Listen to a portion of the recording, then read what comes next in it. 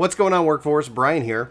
Chris here. And today we're talking about 14 Classic, Final Fantasy Classic, especially as it relates to WoW Classic. This is a topic that we really want to sit down and film because today Chris is going to be playing the Burning Crusade Classic as it launches this evening.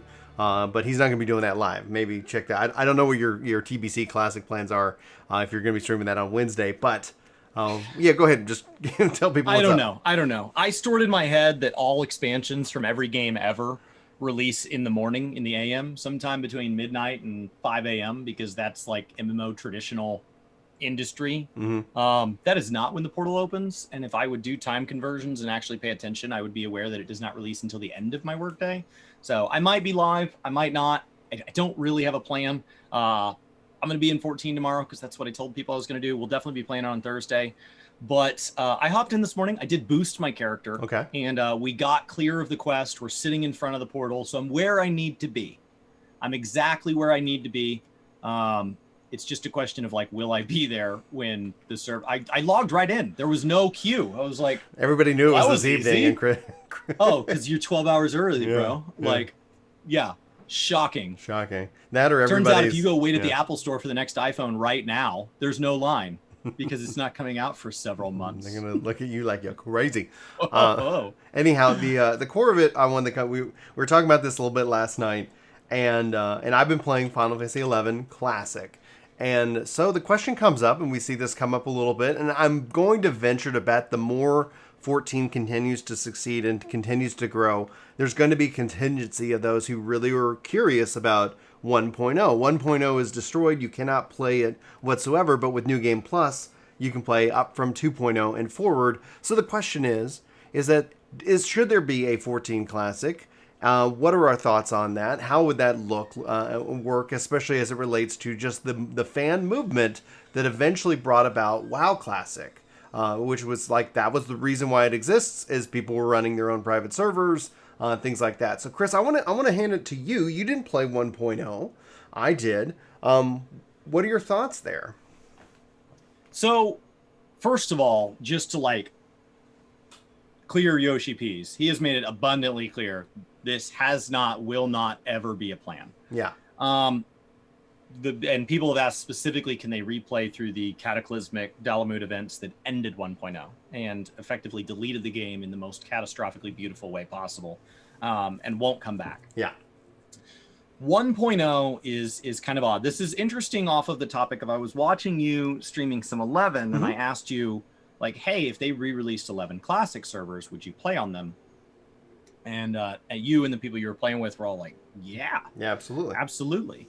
It's something that people want. And so I think it's easy to want that trip down memory lane. As Yoshi P has said, hey, if you want to go back and clear ARR mm-hmm. before Endwalker, you can. And as we look to wrap up the 2.0, 3.0, 4.0 stuff, that feels really obvious. But asking me about 1.0 specifically, I don't know. Right. I don't know that that's really something that deserves to be preserved. I think that's, it's not necessarily like a proud time in the history. We need to preserve that through things like documentaries and stuff, because otherwise it's doomed to repeat itself. That's history in general. But mm-hmm.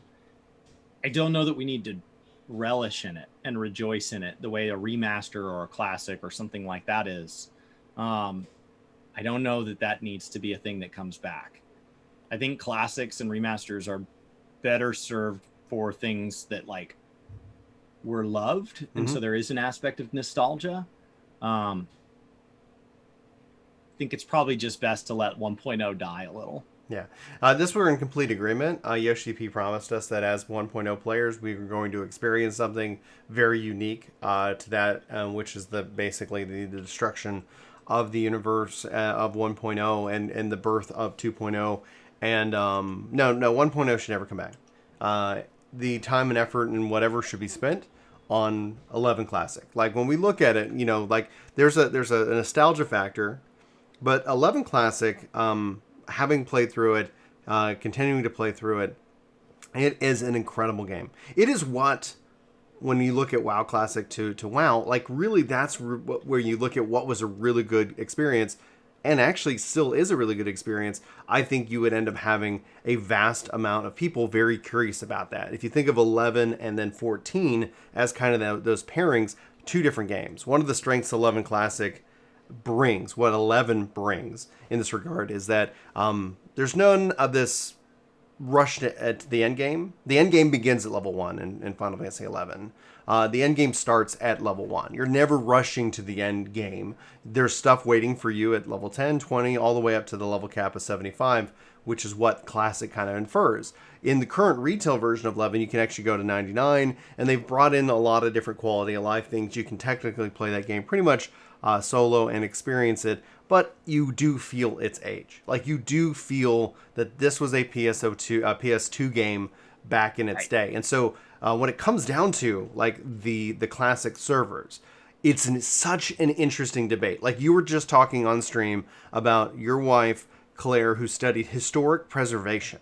Like, what's the purpose of the intent, or what was the purpose of it, like having it experienced it at that time? And I would venture to bet, and this is just from my experience with myself, and then obviously those that I'm playing with, is that I think you could literally, if you preserved the core gameplay, but then you put like a Final Fantasy XIV visual engine on that, you wouldn't hear complaint one from the Final Fantasy XI community. You wouldn't hear complaint one about that at all. You would be like, this is incredible. Like, I think people really enjoy that aspect, that tough as nails, kind of unforgiving world where you're not the warrior of light. You're just somebody, a number within this massive conflict that is going on, vying for control over land and whatnot, all through this PvE concept. But that's where I think, whether they did that, I mean, whether we would ever do that kind of thing or not, Final Fantasy for the Square Enix, kind of somewhat just like with DPS meters, permits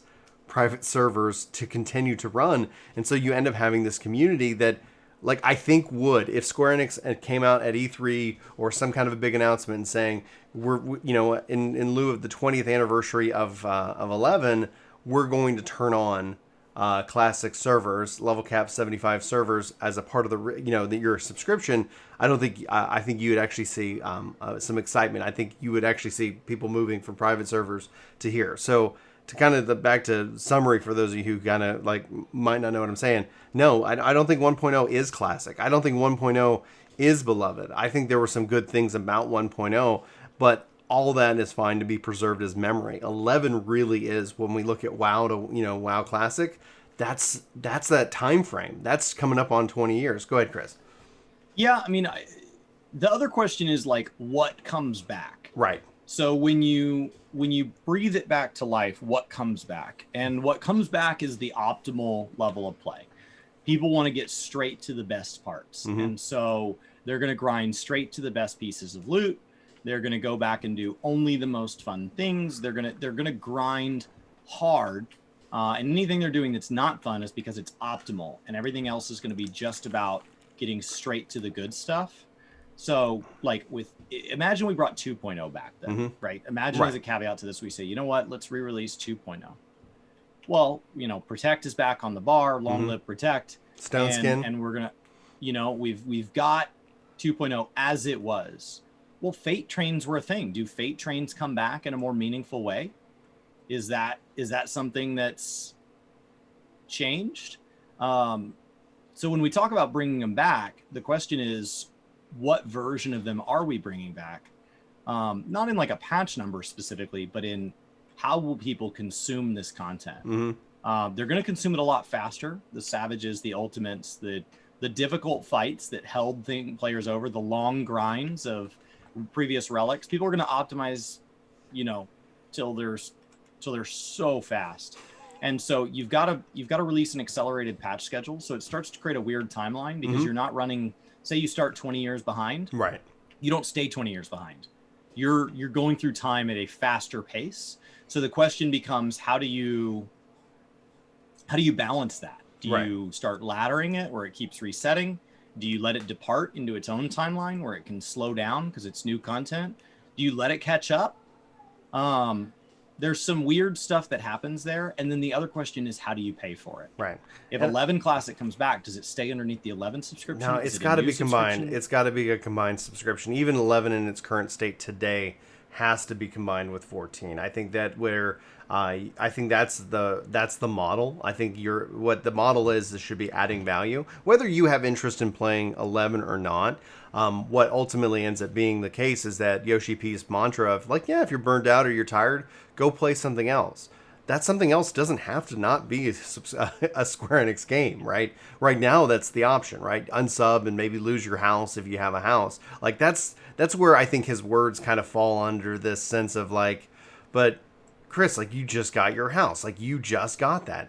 If you unsub and you're not logging in and there's not a natural, like it's weird to be like, well, I guess there's a natural disaster. You can choose to unsub without fear of losing your house because that's just how it functions. It seems strange. So it's like, I think that like from a business model perspective, there's a lot of 11 players who would maybe come check out 14. There's a lot of crossover, but those are two separate games. Like you talk about optimal gear, like you can get a piece of gear in 11 that's level 10 and it's the best in slot. Like it's the best in slot piece of gear. There's not, you don't have to That was true in WoW Classic. Yeah. There were stats that people preferred. Yeah. Learned that if you stack them, break things.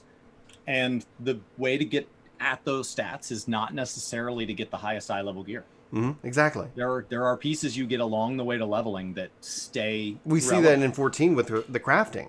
Like you go and get you don't have to have the highest eye level, but you go attach the materia to crafting gear, and you actually have a better set that way. And that's why I wish materia would actually have an impact on your eye level, just because I think a lot of people get trained to that number.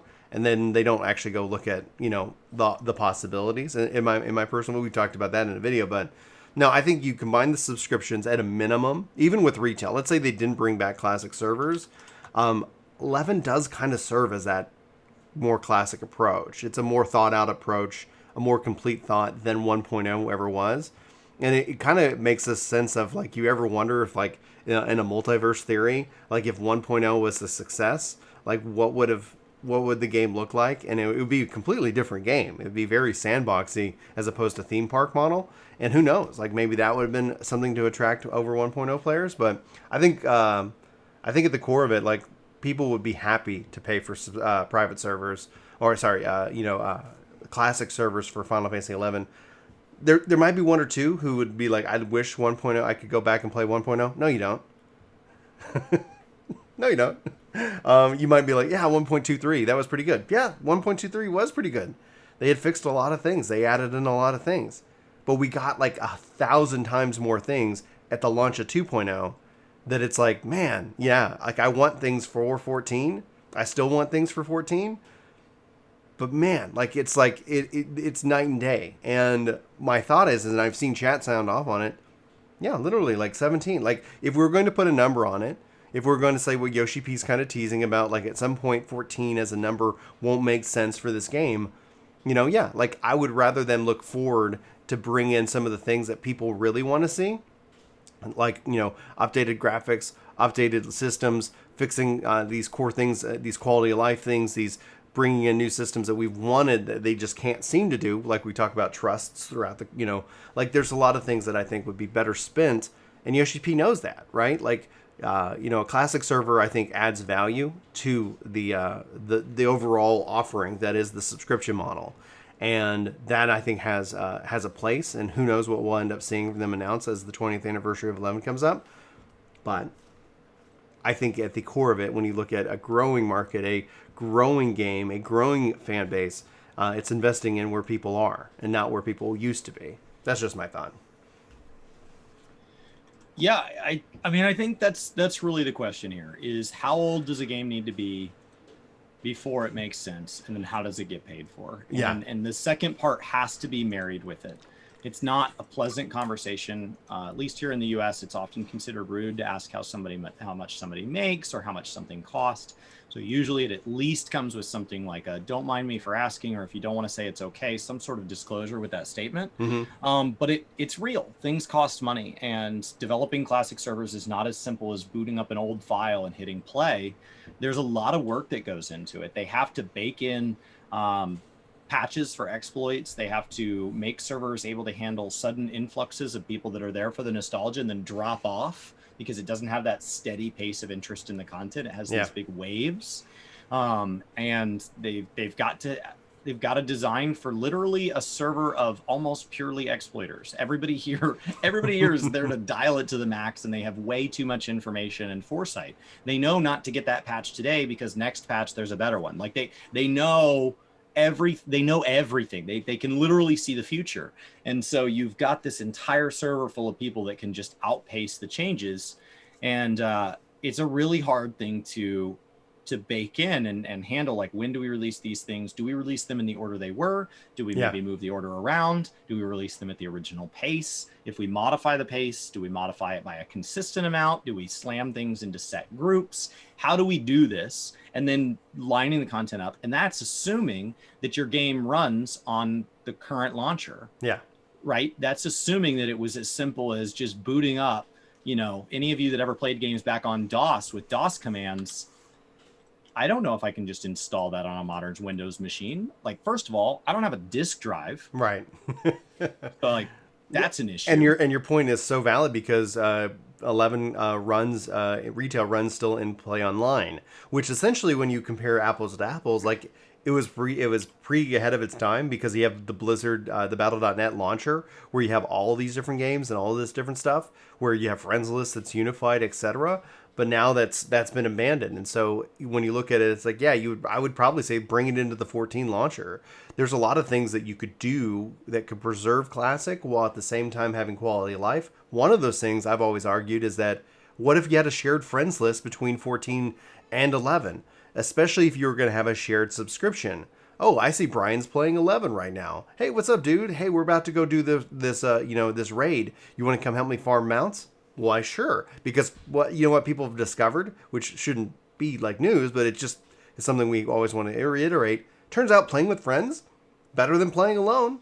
You know, it's like, people like really enjoy that aspect. Some people enjoy the solo aspect. Not going to deny that, but overall, like, if I was sitting here soloing in 11 doing something and you message me, I'm gonna hop over, and maybe that works both ways. But we have yet to see. You've never played it. one of these days, Alice. It definitely, I don't know. It's definitely a thing that it has a lot. It's a simple thing to say, and it's a hard thing to execute. Yes. Diablo 2 remaster, they're really releasing it in 4K, but that required a huge amount of work because, much like something that runs off of clock cycles, like Chad is saying, or something like that, there were loot calculations that were done based on the pixels. Right. And so adding more pixels to the screen and adding a wider view literally changes how many enemies spawn, how much loot drops. It breaks all sorts of things. It destroys the way the loot system works. So upscaling the game to 4K requires underneath that it's still running in the original resolution for calculations, or that you have a converter going on. Right.